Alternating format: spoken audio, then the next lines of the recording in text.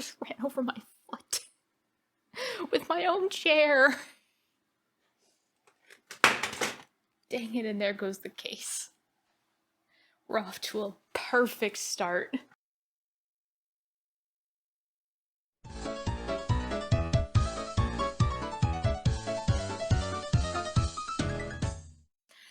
Hey guys, what's up? It's me, Air Kitty.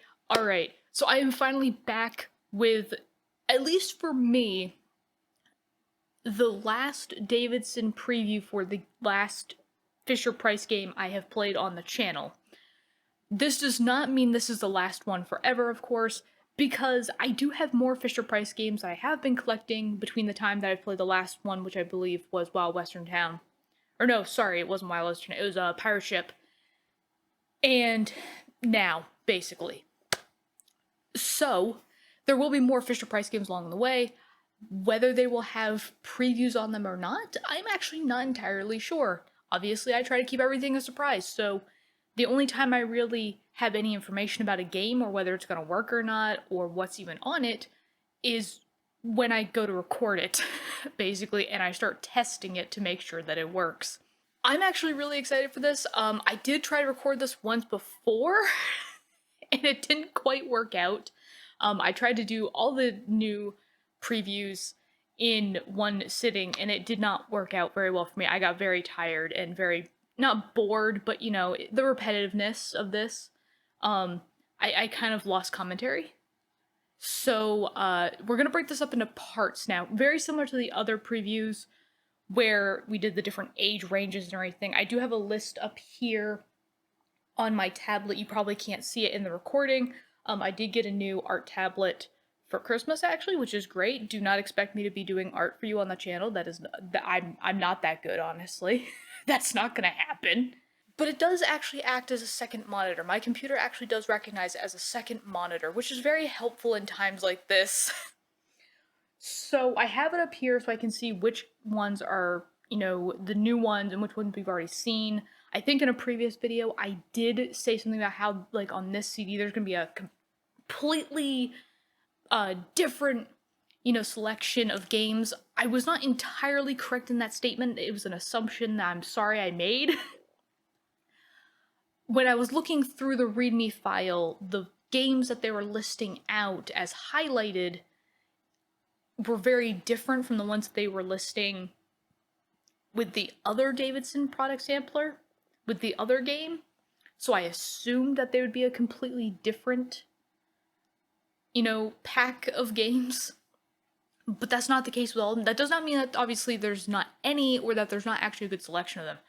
I think in each age category there is at least 5 or 6 different titles that we have not seen the demo or the teaser for. So trust me, there are plenty of games that we have not seen.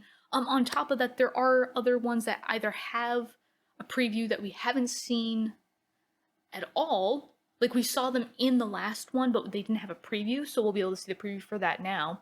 As well as the fact of, I did find out that there were some previews that we did see from the pirate ship.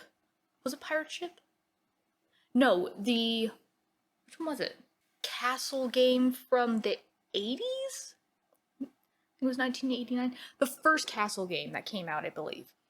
I think that one, or no, it was the newer Castle game. Sorry, I'm all over the place with this.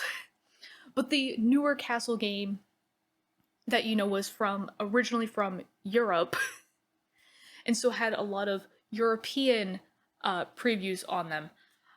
Those previews actually are in this one, and I believe we will be seeing them today, but they're the American version of them. So I wanted to go back and watch those to kind of get the difference, to see, like, how does the European version stack up next to the American version. Obviously, I'm going to be a little biased because obviously I am American. And so obviously the previews are targeted more towards American children. But that doesn't mean that I still don't want to go back through. And obviously when we get to those, you know, previews and you see the differences, you know, if you are a person, if you were a child from Europe, If you are currently a child, get your parents' permission before commenting on my videos, please. Also, get your parents' permission to even watch my videos, because I can't really say one way or another if your parents are even going to agree with the content that I put on YouTube. I do try to be family friendly, but I am still an adult, and I sometimes make adult jokes, as well as the fact of I also sometimes use adult-ish language. Teenage language, I guess. So please, get your parents' permission. But yeah, if you were a child from Europe, or if you spent any time in, Europe, or know of these games or anything like that, and you saw these previews, give me an idea, did you grow up with the previews at all? Have you seen the previews? As well as the fact of, which one would you prefer? And I guess this isn't necessarily just for people of Europe, this is all around the world, because obviously we're both going to see these previews together. And we're both going to be able to make a comparison. So I'd be interested to know which preview you actually prefer, the European version of the previews or the American versions. Alright, let's stop wasting time and blabbering. Let's just get into these previews. Okay, so the very first game that we're jumping into is actually the pirate ship game. I believe we have technically seen this one already. I think it might have been in the Castle one, the first Castle games preview. But it didn't have a preview to it. So we will be able to get the preview, but just to go over it again, we're just going to read the description, just so we refresh our memories. Great Adventures by Fisher-Price, trademarked, pirate ship. A swashbuckling good time. Set sail on a pirate ship through the high seas and search for a buried treasure. Meet different pirates, explore the ship's cabins, play with battle cannons, and walk the plank. Uncover thousands of hidden surprises as you search for lost pieces of a mysterious treasure map. Helps build imagination, creativity, and discovery skills. And of course, it says inspired by the best-selling Fisher-Price toy, which again, I always love how even though there's different toys or games that were released in the exact same year, they say released by the best-selling, and it's like...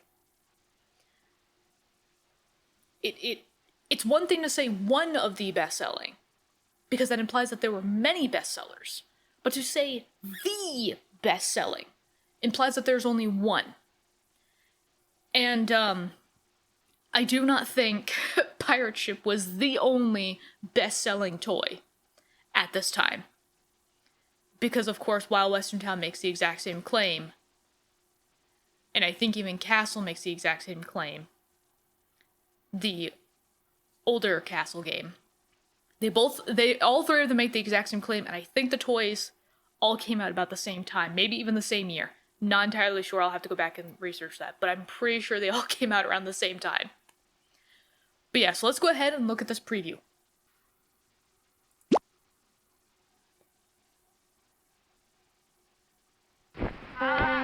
Welcome to Fisher-Price Great Adventures Pirate Ship for children ages 4 to 8. Ahoy, mateys! This here be the Great Adventures Pirate Ship from Fisher-Price. Arrgh! I'm Captain Stubbs. Welcome aboard! Join me and my comical crew as we sail the high seas, fishing for excitement, adventure, Man overboard, fun surprises, and the lost treasure of Pirate Island. Why, you can help me find the pieces of my treasure map. I hid them in 9 secret places all around me ship, but now I can't remember where. What a pirate pickle! Along the way, you'll find 7 seafaring activities to while away your time at sea. Like Fabulous Flag Fest, where young buccaneers like you can make your own Jolly Roger. You can even print it out when you're through. Voyage to Ship in a Bottle and build your very own model ships out of enough wacky parts to fill the 7 seas.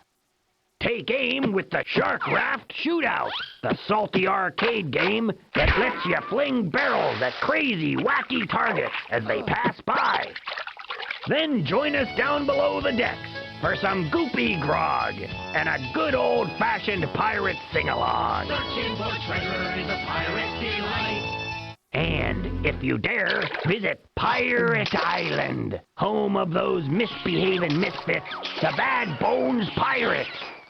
And it's here where you'll uncover the buried treasure and win the game. This is Pungalo Pete saying see ya real soon aboard Fisher-Price's Great Adventures pirate ship. Arg! Fisher-Price Great Adventures pirate ship for children ages 4 to 8 encourages role-playing and storytelling, strengthens memory skills, promotes creative exploration, and builds early computer skills. Fisher-Price Great Adventures pirate ship includes printable collector cards of all the characters on board, 6 hilarious pirate songs, 10 different treasure maps, and 2 sets of pirate characters that make each game unique. For more information, contact Davidson and Associates.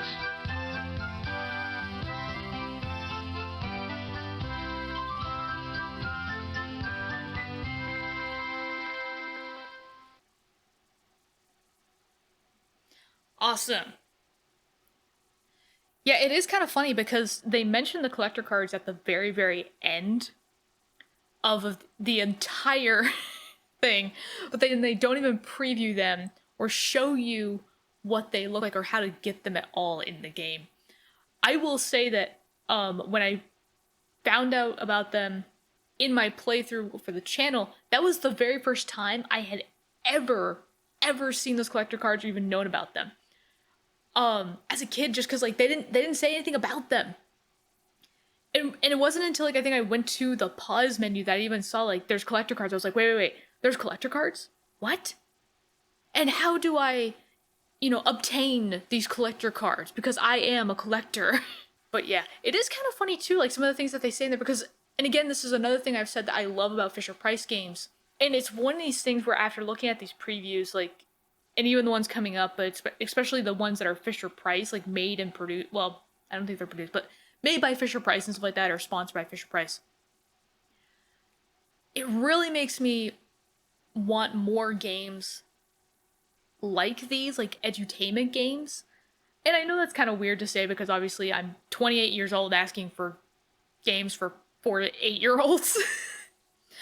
But it is kind of funny because I don't see a lot of these games anymore, and I really do find value in these games for kids and stuff like that. Because, I mean, even for me as an adult, they're interesting, it's new, it still captures my attention.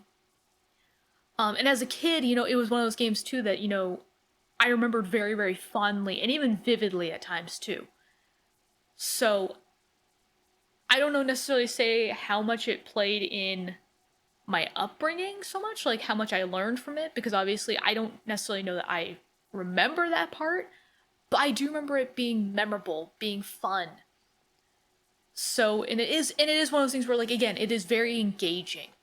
And on top of that, I can't lie as well that it is a good way to do product placement, I guess.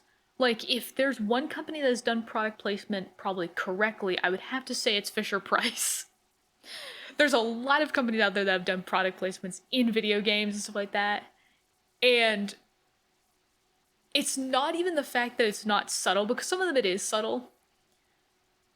And it's like, and it does make sense to some of them. But this is like one of those things where it's like, you almost get a preview of the toys that they had, the products that they had at that time and what they were selling.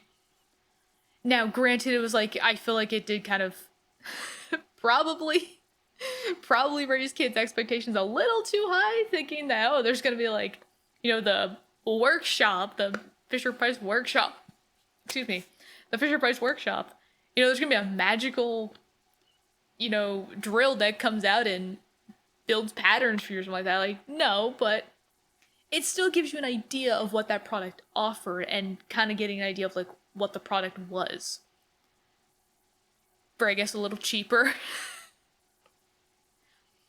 But yeah, no, that was a good preview. I like that one. Moving on now.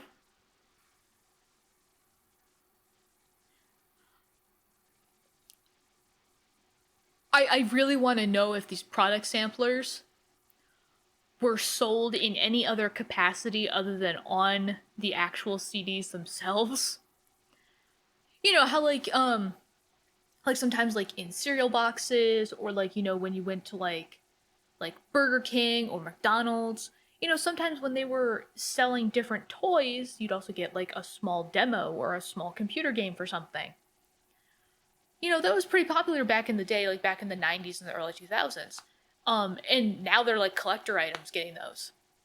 So I'm kind of wondering if the Davidson company had previews like that, where like they were just like, I don't know, $1 or $2 at the time, or like maybe like 75 cents. I don't remember what the inflation prices would be back then. But you know, they just had these games, you know, in these product samplers, and they just kind of distributed them out to places just to kind of say like, hey, these are the games that we're offering this year. Because it still doesn't make any sense why they have the demo for the game you just bought on it. I paid money for this. Why do I need a demo to entice me to play this? I've already bought it. If I wasn't committed, why would I buy it? It's just weird to me, okay? But regardless, we're gonna go through the description so that we can figure out what this game is gonna teach us, or what it already has taught us, because we've already played this game because we already bought it. So, Great Adventures by Fisher-Price, trademarked Wild Western Town, a dazzling animated adventure game. Challenges kids to think creatively by placing them in the heart of the Wild West, where the story is as varied as their imaginations. 9 fantastic play areas build reading comprehension and strengthen problem-solving skills while keeping youngsters entertained. Hundreds of hidden surprises and animations make every visit a brand new adventure. And obviously, I have to agree with pretty much all of that. Just because, again, I think this was one of those games I actually had the most memories of, or the most vivid memories of as a kid. And I actually remembered a lot of the story, I suppose. I don't actually remember if I ever got to the end as a kid, but I do actually remember this one. It is kind of funny though, because, and I can't remember exactly, I might just be misremembering the color scheme, but right here in this picture, when you do like the barrel shootout game, the top of the building, it feels like it's a different color from what it actually was in the game. And again, it's like, I might just be misremembering it. It does feel like the spacing also in the picture, like of items and different things, is a lot more spaced out as well. So one thing I actually had kind of wondered to myself when I was watching these previews was, I was actually wondering how far in development did these people get before sending out the demo? Like, was it like they had kind of like a beta in the works? And so like it was enough to get like a preview out there, but like it wasn't quite enough to put on the shelves. So it was like, hey, this is what's coming soon. Or did they already have a finished product and then the demo went out? I would kind of like to know, because on top of that, it kind of also shows like how the development process has changed over the years and stuff like that. Because I think now, and I don't know if it's necessarily changed, obviously, because I don't know the process of this game, but now in game development, you know, typically you get something like, not even like a beta, like a very, very early alpha almost. Like just enough, like a few levels or something like that, just a preview, like the core mechanics of the game. And then you send out like a teaser or like a preview, or maybe even a demo of the game, so people can kind of get an idea of it. And then obviously you kind of put like a timeline to say, yeah, next year or in the next 2 years, something like that, this game's going to be coming out. Just to get people excited and for it to be on their radar so that they look for it. So it's like, I would be kind of interested to know how, like, back in the 90s, like, and in the early 2000s, like, or even if they were different in that era, how that development process has changed. Okay, sorry, I'm doing a lot of rambling. I always have a lot to say. I always need to say it. But anyways, preview time. I'll shut up now. Welcome, partner, to the Great Adventures by Fisher-Price Wild Western Town CD-ROM for children ages 4 to 7. Bandit Bob steals the gold! We'll make you a full-fledged Western Town deputy if you can find all the gold bars and Bandit Bob. We rustled up 7 silver dollar activities to make your visit to Wild Western Town a rootin' tootin' adventure. You can make your own wanted poster. Design your own deputy star. Yahoo! Help the goofy guests find their packages at the hotel. And Miss Emma Jean Sweetwater sure can use some help at the general store. Tremble at the roar of the Western Town cannon. Don't forget to take aim with the barrel boom. Of course, there's all kinds of other places you can go, like Boot Hill, the bank, and even the old gold mine. And join us in Peppy's Piano Room for a Wild West sing-along. Keep a sharp lookout, 'cause you never know where Bandit Bob might turn up. You sure don't. I better call the sheriff right away.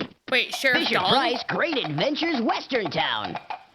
Inspires and encourages creative thinking. Builds reading comprehension. Strengthens problem-solving skills. Develops visual discrimination skills. Saddle up for some rootin' tootin' fun in Fisher-Price Great Adventures Western Town. Children will blaze a trail of adventure with every visit.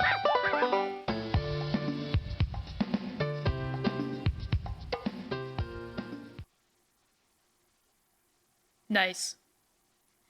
It is actually really funny because looking at some of the wording that they used at the end of it to describe like what exactly the child was going to be getting from the game, I actually remembered this conversation that me and my best friend Patrick had. It was funny because we were talking about the word discrimination and how now over the years, because it's been used as like a term to say like oh, you're discriminating against my people and stuff like that, it now has a negative connotation to it. But in reality, it's, well, the definition of discrimination is being able to discern, between, some differences and stuff like that. So being able to tell the difference between, one thing and another. Discriminating against it. Just a really random thing I thought about. But yeah, now having a little bit more of that preview, I still think the coloring on the barrel boot game is a little different for me. I'll have to go back in my recording to see if the color's actually different or not. I'm not entirely sure. But the spacing now, I'm like, oh, maybe it was just my imagination. But yeah, I will say the only one complaint I think I had about Wild Western Town, even as a kid, is the side areas, like the bank, the mine, Boot Hill. I kind of wish that there had been more interactivity in those areas, because I remember as a kid, obviously the only time you ever go into those areas is to look for gold bars. And if there's not a gold bar there, you just never go back to it. I understand certain screens being more like connector screens. So, I think it's like the hallway with the bags between the hotel and Pepe's piano room. I think that one I would call like a connector screen. It's to help the player get to point A to point B, but it doesn't really serve any other purpose other than that. That's fine, but it's like these are like destination screens in a sense. They're meant to do something, but yet you get there and it's like there's nothing. There's no point to it. I mean, there's some interactivity, like you can click on like the environment and it does little things, but it's like I would have loved for it to have done more. But even still, I think out of the Fisher-Price games, Wild Western Town is still my favorite. Well, I don't know. It's a toss-up for me. Because it's almost like a three-way tie for me. My favorites are Wild Western Town, Pet Shop, and Dollhouse. Though Dollhouse might be booted once I get my hands on the other Dollhouse game. I think it's the older one, because I think the one that I played was from 2000. And I think, yeah, and then there's like another one that's from like the 90s. Once I get my hands on that, the older one might be my favorite.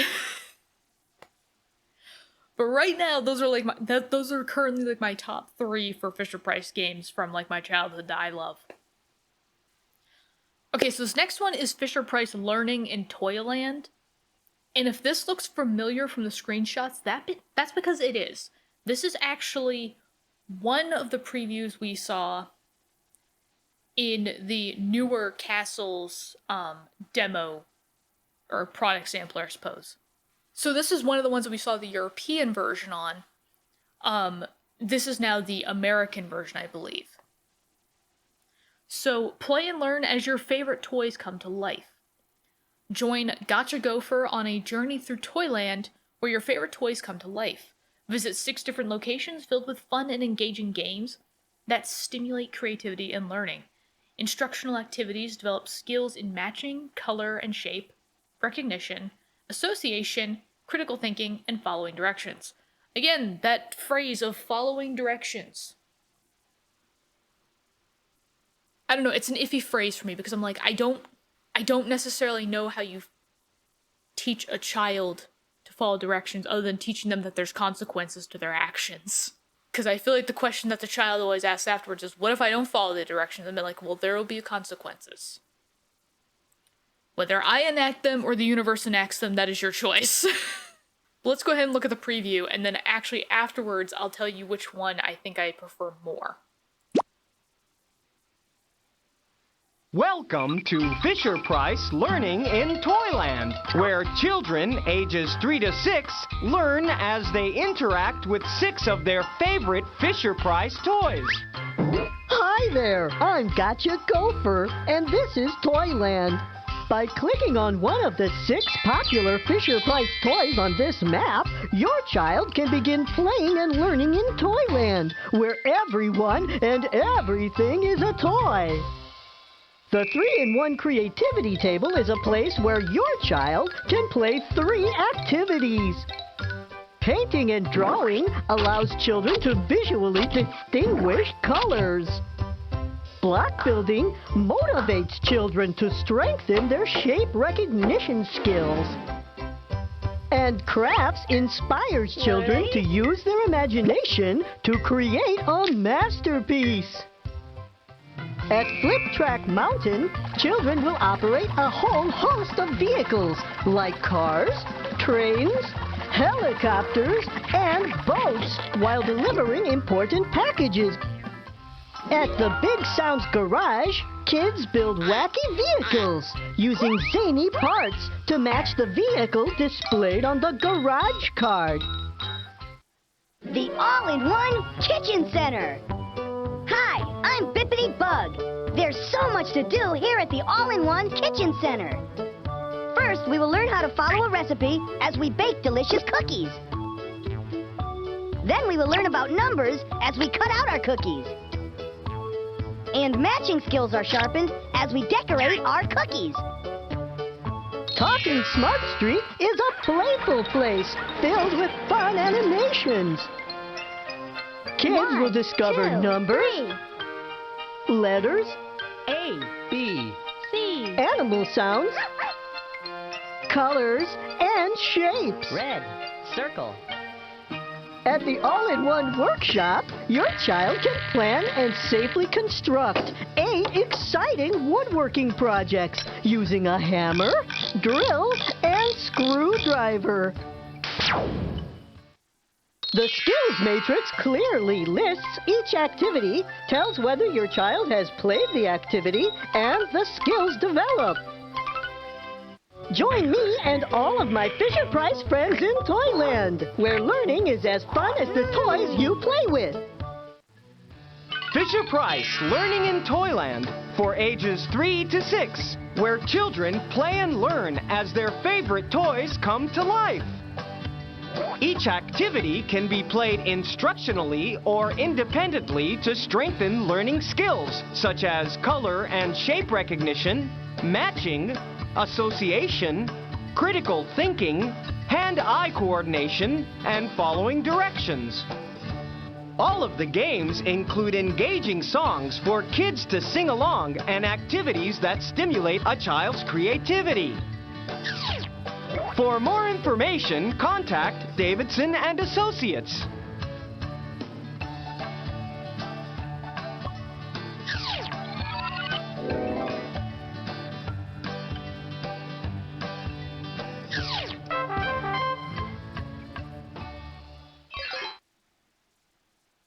Yay. So I feel like it's a no-brainer for me, and maybe a no-brainer for you guys about what I'm gonna pick. But so I am definitely gonna pick the American version of this, demo, just because it was a lot more engaging than the European one. Because I think the European one, it didn't really preview like any of the characters or any of the animations. It was just still pictures. And then on top of that, we didn't really get to see any of the activities that each of the stations had, I believe. They just kind of told us, and even then I felt like it was vague. They just said like this station teaches like recognition and colors and stuff like that. It's like, okay, but how? Is it an actual game? Is it something creative? Is it literally just it's in the environment and it's boom, red circle? Stuff like that.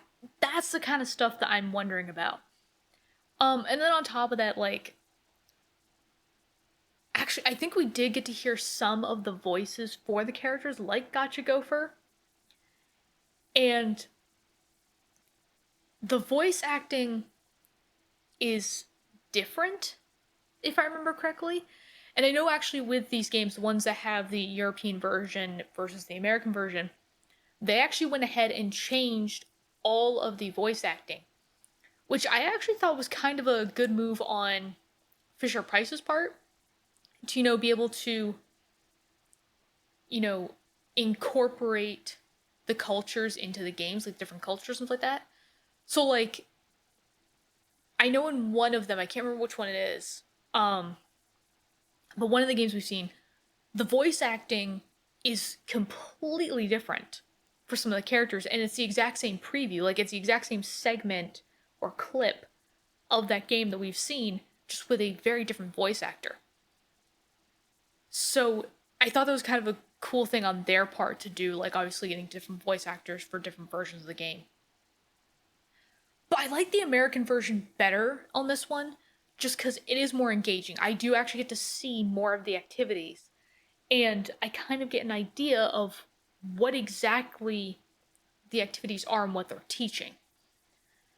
And then on top of that, more of the silly voices or anything, I'm pretty sure if I put like one of my baby cousins in front of this and then asked them would you want to play this game or not, showed them both and then showed them oh, which one would you want to play or something like that, I feel like they'd probably be more engaged with the American version one, because they've been oh, I'm so excited, I want to play this. Because I feel like for me, that's imagining what I was as a kid. That's what I felt as well. I did not. I know that these previews are more for the adults, I suppose, because the adults are the one buying these. But kids are still very much in that stereotypical way of thinking, I suppose. They don't quite understand the concept of not judging a book by its cover. They very much will look at something and they'll be like, it looks old, which means it looks uncool. And they'll, put it down or something like that. When you present it as if it's an adult watching it, it's not as engaging. And it's but you're presenting it for an adult who's going to be buying it, but the target audience is for children. It just seems very odd to me. Now, I don't know. Maybe it was presented differently for the reason of, the adults were going to be buying the game and not so much the kids. And I mean that more in the sense of the adults were going to see the game before the kid did. So the kids learned about the game through their parents or through other adults in their life, like teachers and guardians and, guidance counselors, like that. And or maybe, I don't know, maybe in Europe they treat kids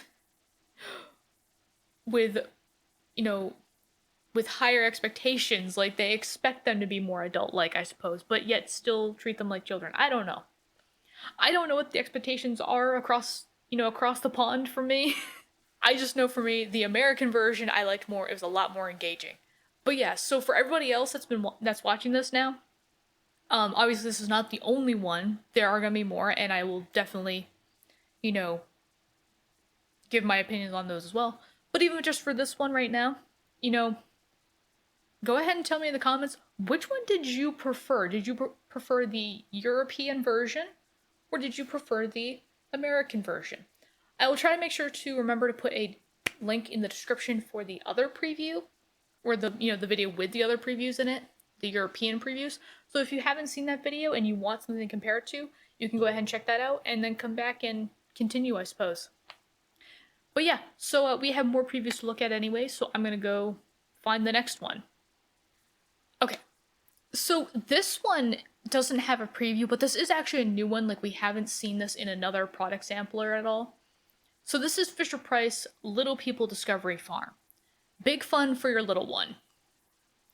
So they're boasting that it has an interactive playground where the lovable little people characters help your children explore life on the farm and learn more about the world around them.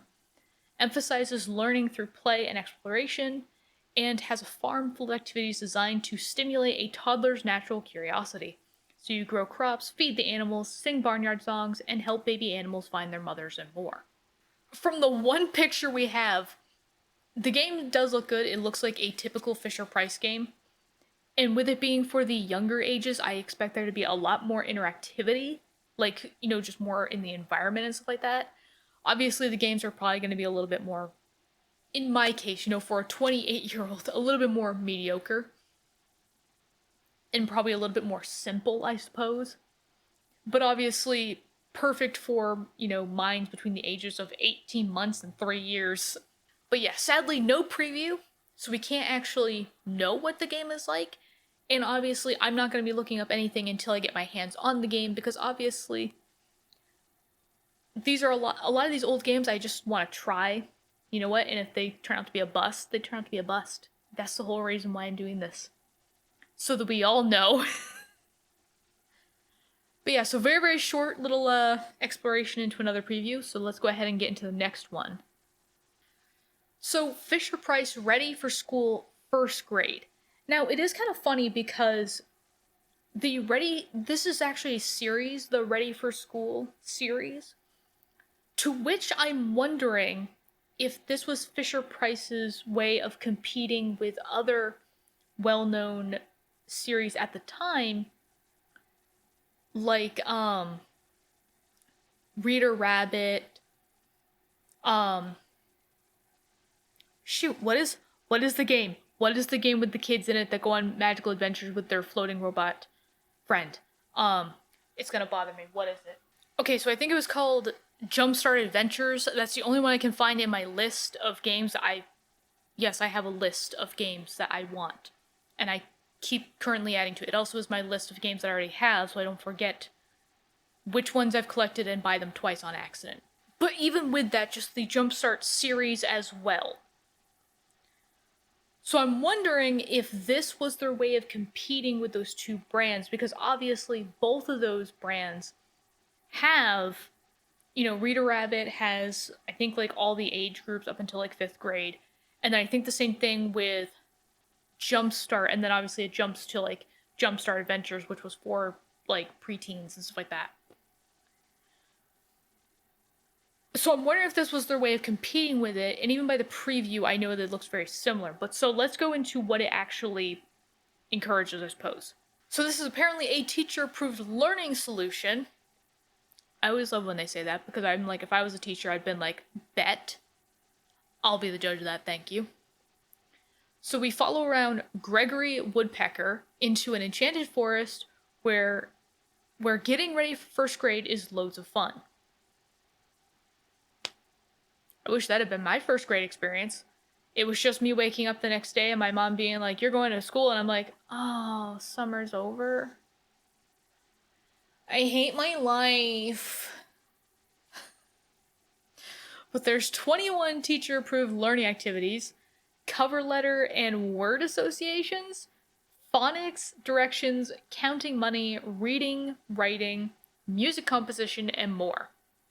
Okay, cool. And then this is kind of the weird one for me.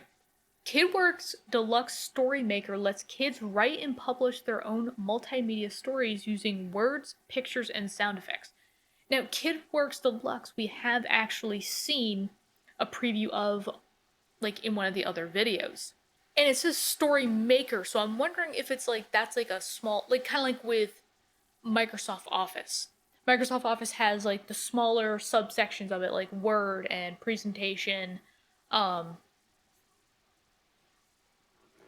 you know, spreadsheets, formulas, stuff like that. So I'm wondering if KidsWorks Deluxe has, like, the small section of Story Maker, so, like, that's what they're using. And then on top of that, I don't think this is the first game where we've seen a game use KidsWorks Deluxe, or parts of it, or offered, I suppose. So I'm wondering, was KidsWorks Deluxe actually made by Fisher-Price? Because I don't think it was. I don't think it was actually made by Fisher-Price themselves. But it also makes me wonder as well, if it wasn't owned by them, if they're partnered with it to a point where they could add it in as like an extra to games. It just seems kind of weird that it's been added to such a extent. It almost seems like it's core code to these games now.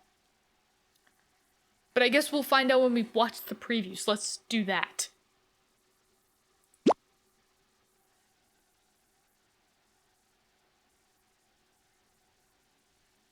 Welcome to Fisher-Price's Ready for School First Grade, the teacher-approved learning solution for children ages 5 to 7. Hi, everybody. I'm Gregory Woodpecker. Children will climb to the highest branch of learning as Gregory and friends guide them through 21 activities that develop the essential skills for first grade success. I think we're ready right now. Visit Von Bat in the clock tower. In my treehouse, children will learn how to tell time by matching and setting clocks. Check out what's for sale at Buster's Bargains. Buy fun toys to learn how to count change. Learn cardinal directions and map reading skills on Rachel Raccoon's pirate ship. Ahoy, matey! Help me navigate my ship to discover buried treasure. Learn early geometry with Lady Leanna at the Geoboard Castle. Complete patterns by drawing shapes on my geoboard. Discover phonics with Sammy Squirrel at the Acorn Arcade. Take aim and earn prizes as you build your vocabulary. Or you can build a treehouse with me. Then you can paint it and decorate. Don't forget to print out your masterpiece. Parents can visit the Skills Matrix to keep track of their child's progress. Fisher-Price Ready for School First Grade covers all of the essential skills necessary for success in the first grade, including reading, phonics, writing, addition and subtraction, following directions, science, estimation, telling time, music appreciation, and more. It's the best investment you can make in your child's early education. We guarantee it.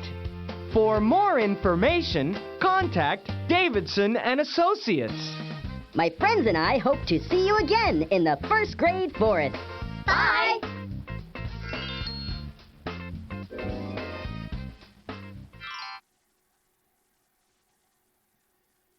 Two thoughts that have come to my mind after watching this. First thought is, I love how in a video game, things that our parents have told us not to do are totally okay, but doing them in real life is not. What I mean by that is if I had followed a strange talking animal into the forest, first of all, that was a humanoid, so appeared like a man, I guess. At 6 years old, Gregory Woodpecker and his friends would have all been arrested for pedophilia, I'm sure. But yet in a video game, it is completely fine for a 6-year-old to follow a talking animal into the woods. Maybe this is why we don't see these types of games anymore. I don't know why that came to mind. It was just this really weird concept, because looking at that first bullet point, follow this strange man you've never met before into an enchanted forest in order to learn things, I guess. Sorry, not trying to crap all over Fisher-Price's, game. Because honestly, for me, I feel like it'd still be very engaging. I'm still gonna get it, because I still feel like it'll be fun. And again, looking back at myself at that age, first grade and stuff like that, I feel like I still would have had a good time with this. It's just a very odd concept, because this is something that happens a lot in games. Not just Fisher-Price's stuff, but obviously a lot with, like, kids' games. Where you follow strange creatures and things into the woods, and that's totally fine, because that's the whole point of the game, that's the story. And then you're told as a child, but it's like, but don't do that in real life. Because you don't go to a magical fun time enchanted forest. You go to a scary place, and you're never seen again. And you have to do all these things that you don't want to do. Yeah. Don't do that. But then another thing that has nothing to do with any of the things I just said, another thing I thought about was the idea of I still have to print out quite a bit of the things I've made and put them on my wall. Yeah, because my walls are still pretty bare, but I have a lot of things that I've made over the years with these games, and I want to put it up. On top of that, obviously, because I will not always have the wall space, and I will probably not print every single thing out. Especially if there are variations of things. Such as, like, the different outfits I made for, the Fisher-Price Pet Shop game, where you could dress up each of the pets and everything like that. I did go through, and I had a lot of fun with that. And I guess this is a good time to put in my own plug, basically. That if I have a piece of work that I have made through these games, and you would like to see them, review them, as well as the fact of if you would like to use them for your own channel, like in a review or something like that, or to just have them for like a project or something, you can go ahead and look at my photos gallery through my account. I will again put another link in the description for that as well. Obviously, rules just apply. Make sure you credit me for the actual making of the photo. Make sure you credit Fisher-Price, just obviously it is their product. And, I mean, I guess I don't really care necessarily if you modify it too much, just as long as I get the credit for I put together the original. But that's it. So yeah, you're free to use it, whatever. But yeah, so if you're ever looking for a picture or something like that I've made, or I guess even maybe I'll take screenshots in the future. Just things like that that's like, you don't want to go through the whole video to get back or something like that. I do actually have a digital photo album that people can go back and look at. I don't know necessarily if that would help anybody or if anybody wants that. I am pretty much known for doing things that people never asked for, but think maybe they will ask for at some point, so I just preemptively do it. But just to let you know, it is there. So yeah, so that was the first Ready for School game. Now we're going to go on to the next one. And yes, like I said, this is a series. There's more. Okay, so oddly enough, now with the Ready for School series, we're now just going to regress in age. So we went from first grade, now we're going to kindergarten. And so now this one boasts something a little different, where it says teaches kids the skills they need to get a head start on kindergarten. It's not teacher approved. It just helps them get ready for it, so that they can be teacher approved, I guess. But this game apparently is not teacher approved. Or, so it says. And again, if you look at the screenshot, you may think, this looks a little familiar. I feel like we've seen this game before because I feel like I remember that setup. It's because we have. This is another game that we saw in the European version of the demos. This is now the American version. And yes, it is a completely different name change. I don't know why necessarily the names changed between the different regions, but they did. So this is part of the Ready for School series. And so it says it's a comprehensive 2-disc set that exposes your child to a full kindergarten curriculum covering over 30 age-appropriate skills in 20 fun-filled activities. Kids will learn reading and math readiness, visual and auditory memory skills, how to follow directions, and more. This also says that it includes four fun-filled activity books, grammar, and a special parents video guide with live video from leading childhood education experts Dr. Jane Davidson and Kathleen Alfano. You know who I'm talking about. So essentially, the president and founders, president, creators of the Davidson Company. I am still wondering with the 4 fun-filled activity books if those are printable activity books or if they are things that came with the CD and it's like you have to get it in a box set. Don't get me wrong. I am not saying to all the people that want to overcharge on things, I'm going to pay top dollar and everything for this if I can get it in the box, but it's I would like to find a box set of this, if that is the case on the activity books, because I actually would like to have the activity books. Granted, a part of me does kind of hope that they are digital for the fact of then I don't have to worry about messing up an actual physical copy of the book. Obviously for me, if this is the case that the activity books are physical and not necessarily digital, I'll probably just scan some of the pages and then play around with it. Make them digital in a sense. Just simply because for me it's I don't want to ruin the actual physical copy because at this point now it's a collector's item. So, yeah. But this one does have a preview. And again, I will be comparing it to the European version just to kind of see which one do I think I like best. So, yeah. Preview time. Are you ready? No. Are you ready for school? Fisher-Price Ready for School Kindergarten Edition for ages 4 to 6 is a multimedia playland that teaches kids the skills they need to get a head start on kindergarten. This informative 2-CD set covers 30 age-appropriate skills that introduce your child to a full kindergarten curriculum. The program also includes 4 activity books and a print kit for fun away from the computer. Among the many exciting activities is JJ's Dance and Sing-Along, where music brings the ABCs to life. JJ the Jukebox plays 26 original silly songs in 5 finger-snapping styles. As the music plays, the words appear in the window. Kids can sing along, even read along, all day long. Turtles, tiptoe. Turtles, tiptoe.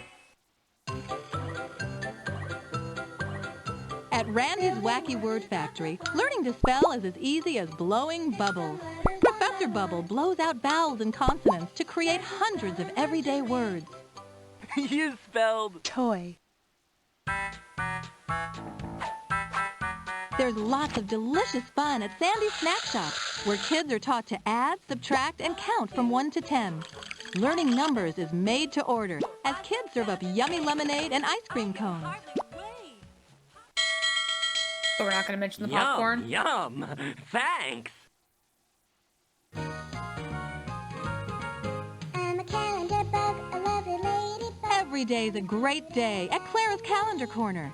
Kids can create and print out their own personalized calendars while learning facts about each month, the seasons, and important holidays. Happy birthday, USA! July 4th is Independence Day, the day America became a free country.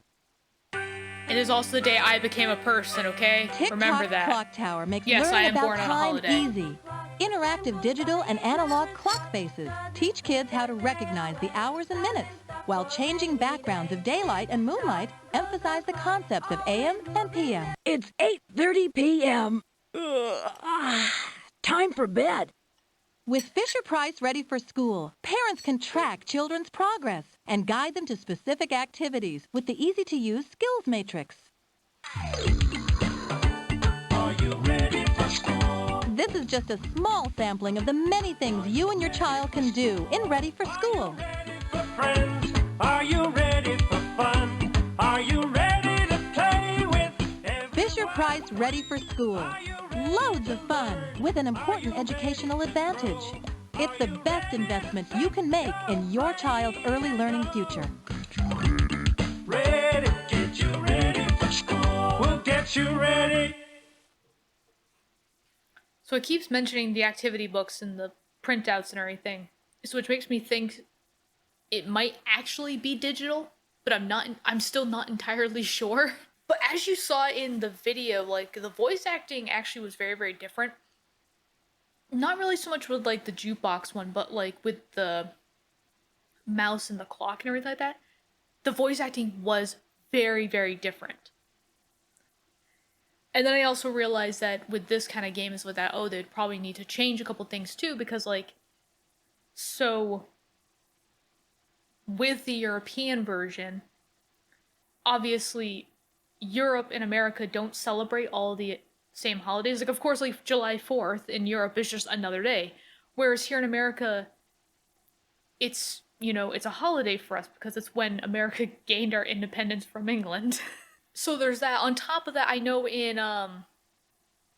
Europe and in Canada, they celebrate Boxing Day, which I believe is typically December 26th. Whereas in America, we don't celebrate that necessarily. So there'd have to probably be different holidays and different things labeled on the calendars for each region. So I'm sure that there was a couple of different things that they had to change anyway, so voice acting was just kind of another thing on the list. But it does seem to offer a lot of activities, like even with just, I guess, the small selection of things. But what I mean is like the small selection of areas to play in. That's what I meant. But yeah, it seems like a very fun game regardless. Very engaging. I've been using that word a lot, engaging. But it is. It seems very engaging. I was engaged. As for whether I preferred this version or the European version more, these two are actually kind of on par with each other because they both previewed the game. And not only that, we also got to see actually what some of the activities were, like, and how they were played and everything like that.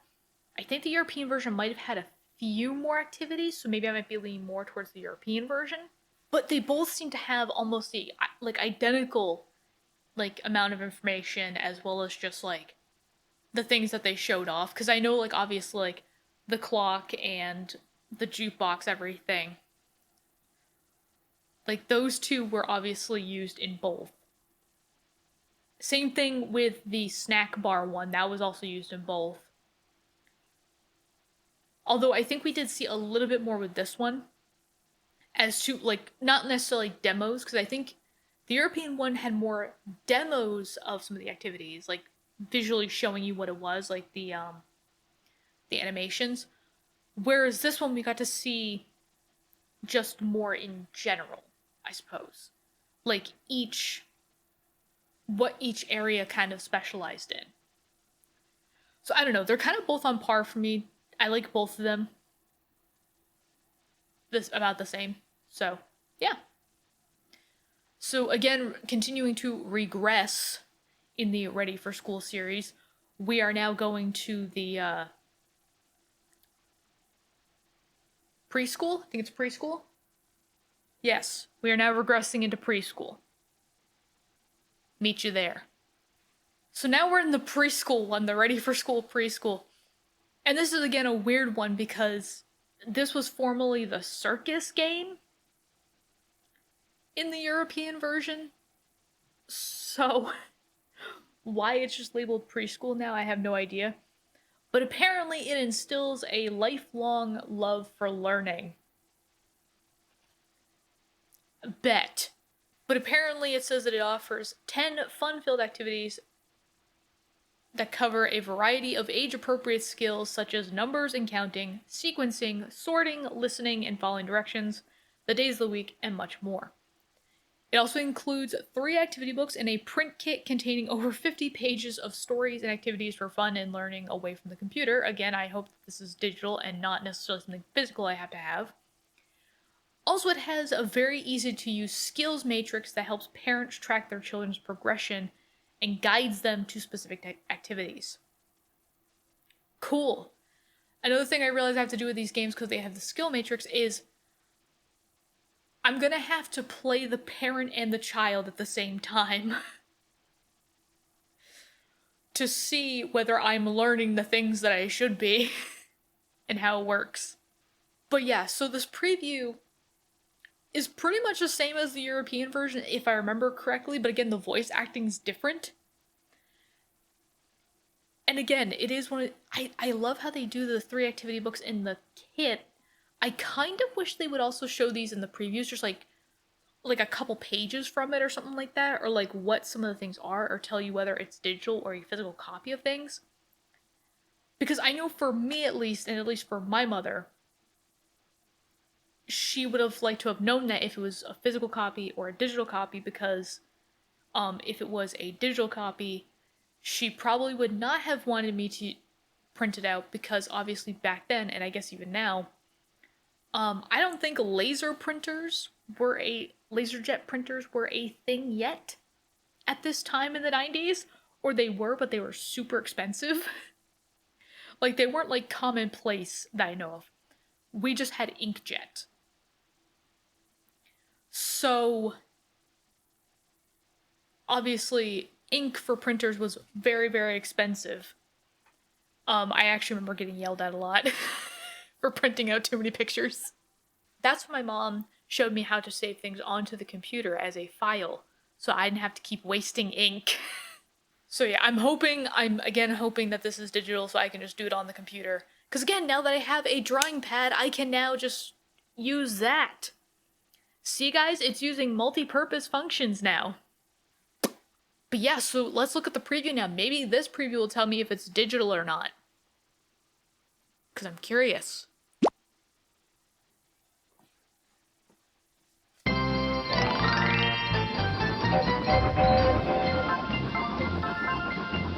Welcome to Fisher-Price Ready for Preschool for children ages 2 to 4. Hi, everybody. I'm Rumba, the Ringmaster. Welcome to the Fisher-Price Circus. 3 rings of fun and learning under the big top. Ready for Preschool will prepare your child for the skills needed in that first important education milestone, preschool. Learn colors, shapes, and counting with Ella Elephant as you feed her cookies. Children can even decorate their own tasty treats. Yummy! All aboard the circus train! Children will be right on track with Vinny as they learn to recognize numbers and letters.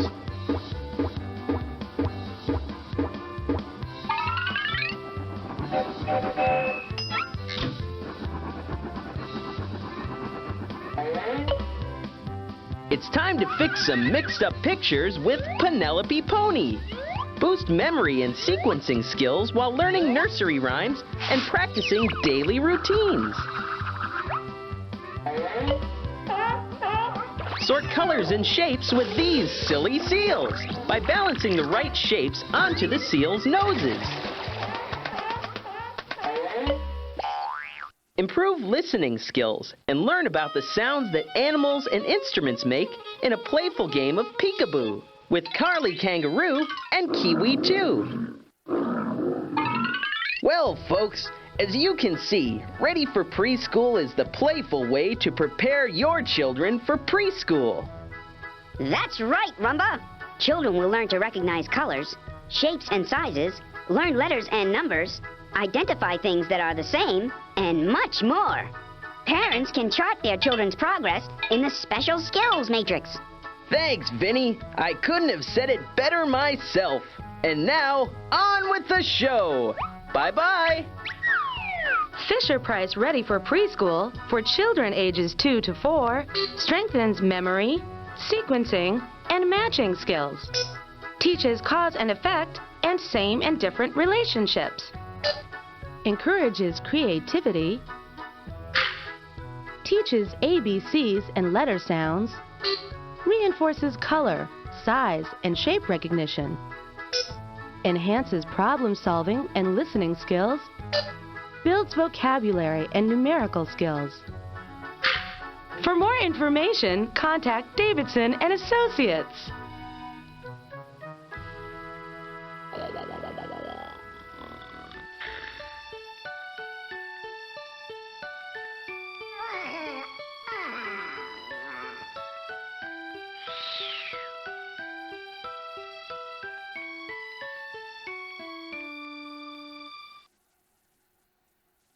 Okay. Yeah, so that one was exactly like the European version one, obviously just with different voice actors and even different names, I realized. I don't remember what the original names were for the European one, but I know that the dog's name was not Vinny, and the ringmaster's name was not Rumba. It's just funny, I guess, how much they change a bit, even though the content itself has not changed at all. But yeah, so looking at the differences between the two, there's really not any differences, obviously, except for the localization of names and voices. So I don't really have much more to add on this. It's still an intriguing game for me. I would still be interested to see what it offers. But yeah, if you want to know about my original thoughts on this game, obviously just go watch the European version one, because that's where my original thoughts are. Oh, hi, buddy. What are you looking at? Okay, yeah. Alright, so I think this is the last Ready for School one. You may be asking, how can you regress further than preschooler when it comes to education? Well, apparently you can. Fisher-Price has found it. We are now regressing to toddlers. Yeah. Toddlers. And again, for some reason, I think this was the last preview that we saw on the European disc. So this is another one from that. This is just an Americanized version. And I can't remember how much of it was different. If there was much that was different, I'll have to watch the preview again, which we will. But before we get to that, we want to kind of look at the description to see what this one boasts, if they say anything differently. So again, it says begin a lifelong love of learning, except for this time between lifelong, they put a dash. Don't know why it's different, but it is. And there's only 2 bullet points for this, probably because the pictures take up so much space. But it lets parents introduce early learning concepts and beginning computer skills to their toddlers. I do find this very funny. We find it very odd that children are using iPhones and iPads, like they have iPhones and iPads, and I'm like, granted, it wasn't that different for us. We started teaching children how to use computers at like 3 years old. So, is it really that different from us? They just have a smaller computer to use. And it's portable. But we pretty much had the exact same thing. Ours just wasn't portable.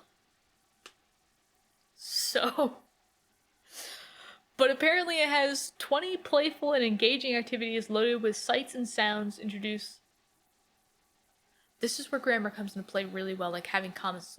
20 playful and engaging activities loaded with sights and sounds introduce your child to important first concepts like color, size, letter, and shape recognition.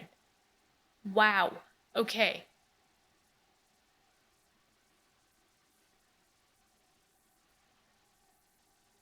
Grammar's hard, guys. But let's just go into the preview now. Apparently this one does not boast about having an activity book afterwards. Apparently toddlers don't need that.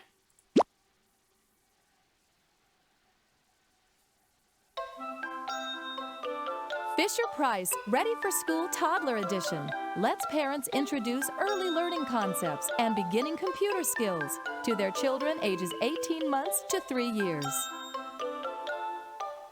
Based on the popular Fisher-Price Little People characters, Ready for School Toddler Edition contains 20 playful and engaging activities loaded with sights and sounds.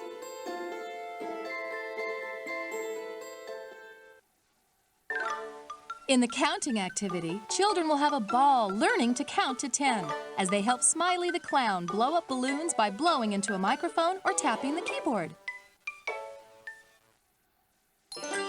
In the Shapes and Colors activity, tots will learn to recognize that shapes and colors are part of their environment.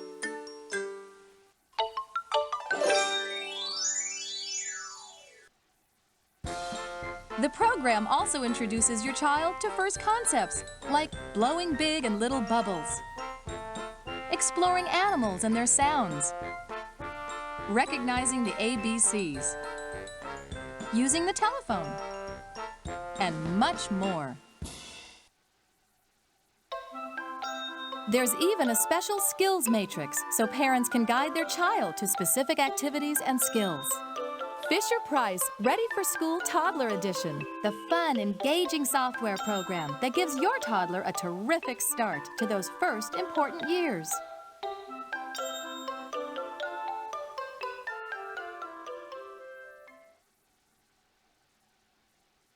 Yay. I think out of this one, though, so there was a lot of clips that were the same between each version. But I think this one actually shows more off of the game. So I think I'm actually leaning more towards this version of this game, more so than the European version. On top of that, one thing I also noticed a lot too in the between the European version and the American versions of these games, when they're introducing them in these demos. So I think they just about picked the same narrator for each one. Obviously, in the European version, they had a male narrator, and this one they have a female narrator. And I feel bad because I feel like they both do a really good job in explaining it. Like, I guess for adults, they explain it very well, but it's like, when you're talking about engaging children, I suppose, it's like, I hate to say it, I feel like the female does a little bit better job because her voice almost sounds like more upbeat, more like playful, I suppose. That almost feels weird to say. But you know what I mean, like, it feels more engaging to a child. Whereas the guy sounds a little bored and he sounds like, you know, he sounds like he's explaining it to adults. He very much sounds like he is explaining it to adults. But again, same information pretty much, so not much difference. I think in this version, though, they did point out the fact that you can use the microphone for some of these activities. And I do really like that idea. I love when a game almost has augmented reality, I suppose, or kind of in between kind of implementations.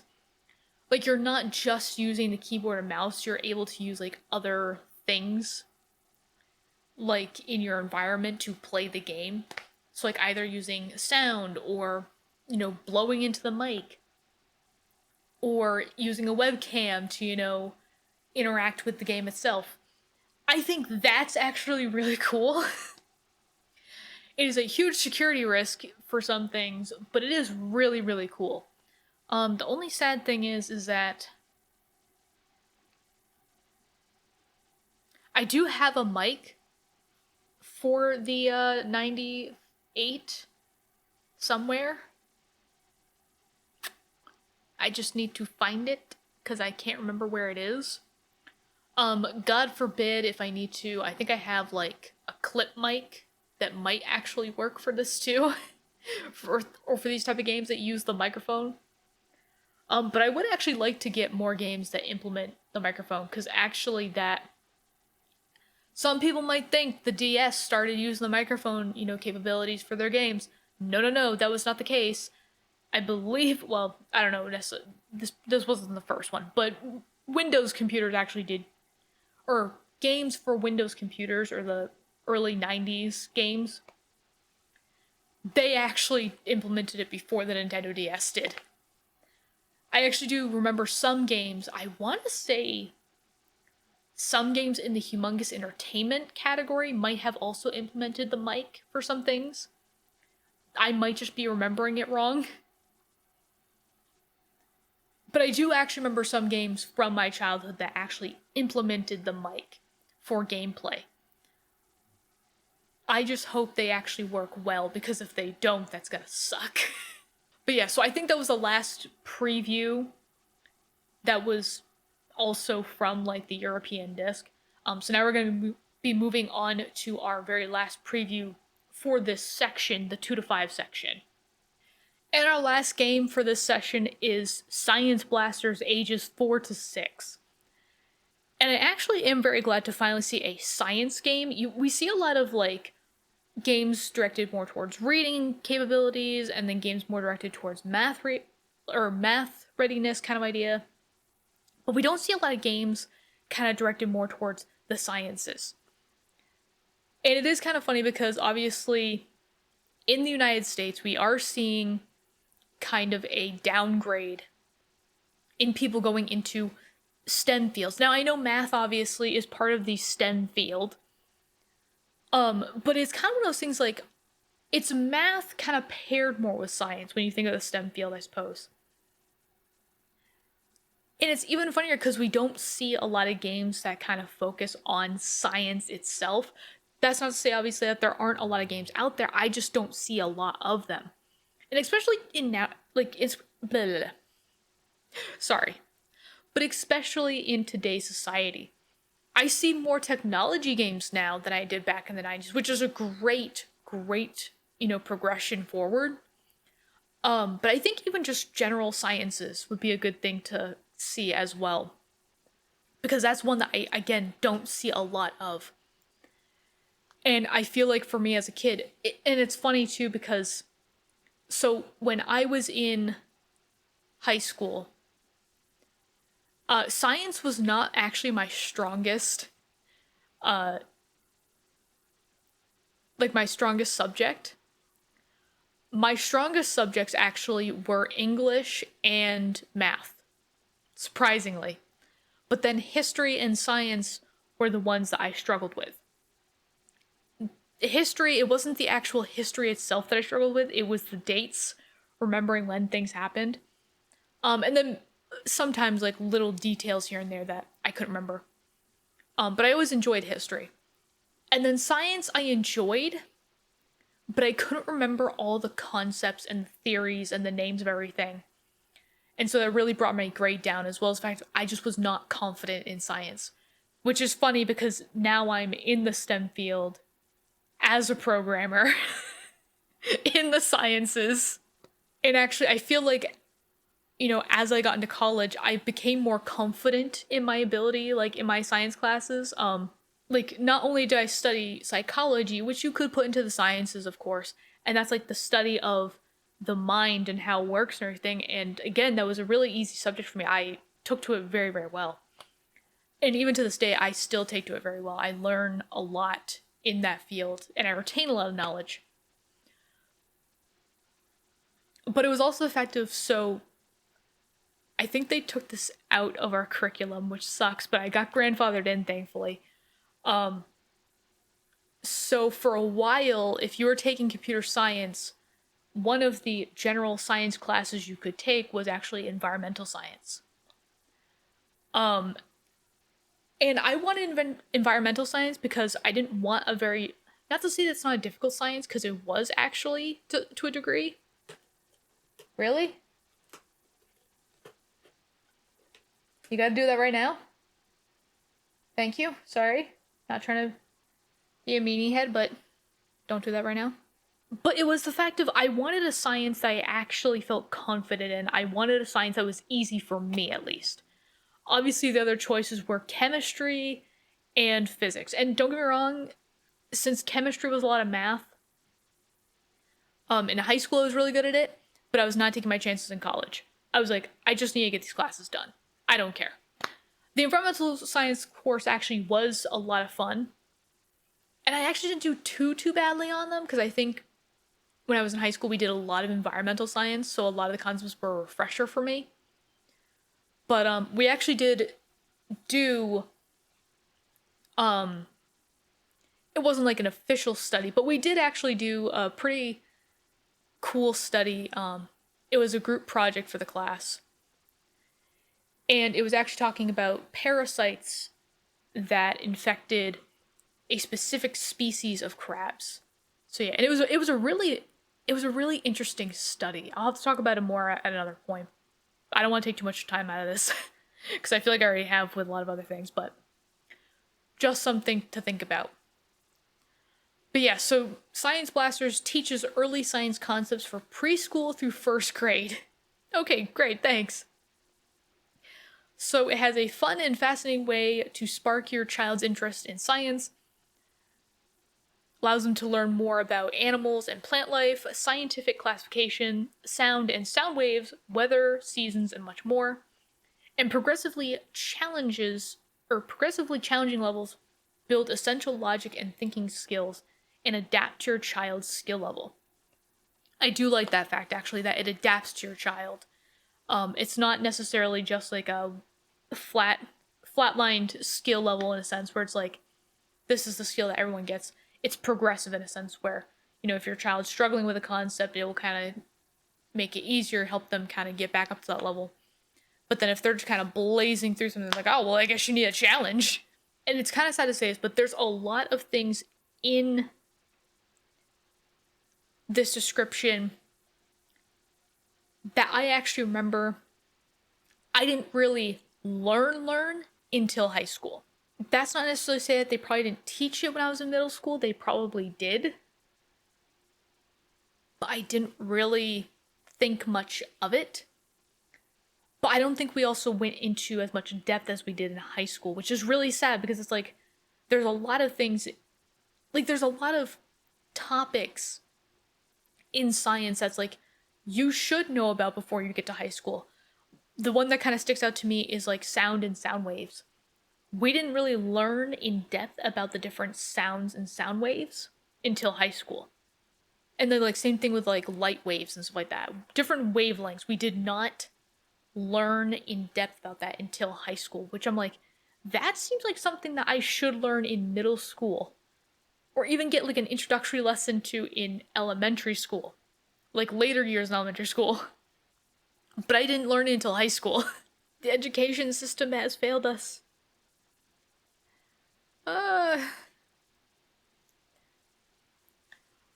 yeah, so I'm actually just realizing too that unfortunately there is no preview for this week, so we can't actually watch this.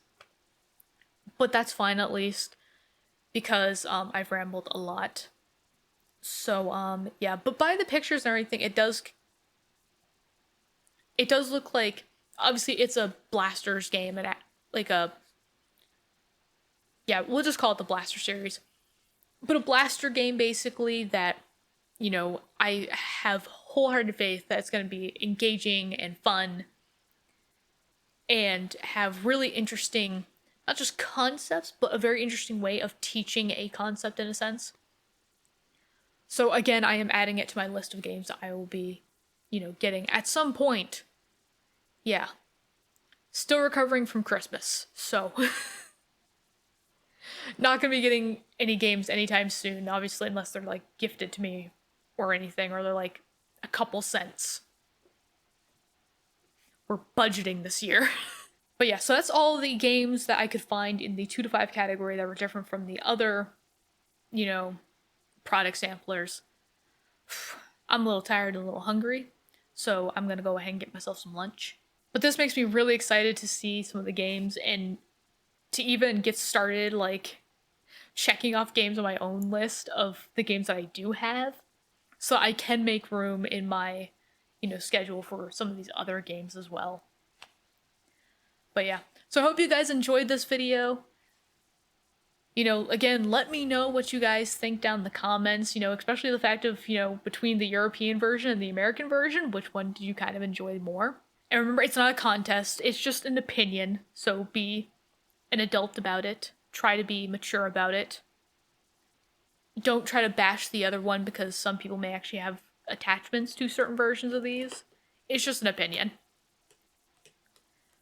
But yeah, so I'll see you guys in the next video. Bye-bye.